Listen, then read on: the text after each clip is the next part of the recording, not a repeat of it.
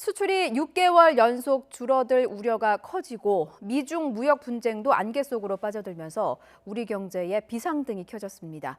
정부는 제한적이라는 입장이지만 당장 환율과 증시가 출렁였습니다. 보도에 조태현 기자입니다. 수출이 또 부진한 성적표를 받아들었습니다. 5월 들어 10일까지 수출 실적은 130억 달러로 1년 전보다 6% 넘게 줄었습니다.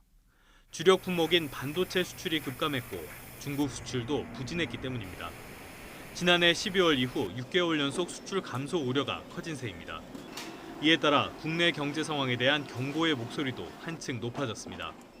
국내외 연구기관이 우리나라의 올해 성장률 전망치를 잇따라 낮춰잡은 데 이어 국책연구기관인 KDI는 국내 경기가 부진한 모습이라는 진단을 2달 연속으로 내놨습니다. 여기에 미중 무역 분쟁마저 좀처럼 해결될 기미를 보이지 않자 정부가 잇따라 긴급회의를 열고 불안 심리 달래기에 나섰습니다.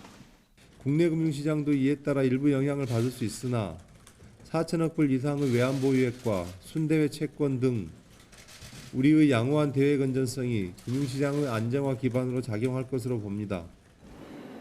하지만 시장의 반응은 싸늘했습니다.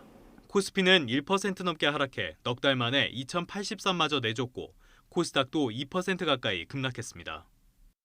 그리고 무역 분쟁이 격화되다 보니까 우리나라도 수출 의존도가 높은 상황이어서 환율에까지 좀 부정적인 영향을 주고 있는데요. 원화 약세에 따르는 국내 증시에 대한 투자 메리트가 또 축소될 걸로 예상이 되고 있어서 특히 국내 경제에 대한 내외적 불확실성이 커지면서 원달러 환율도 10원 넘게 급등해 지난 2017년 1월 16일 이후 처음으로 종가 기준 1달러에 1,180원 선을 넘어섰습니다.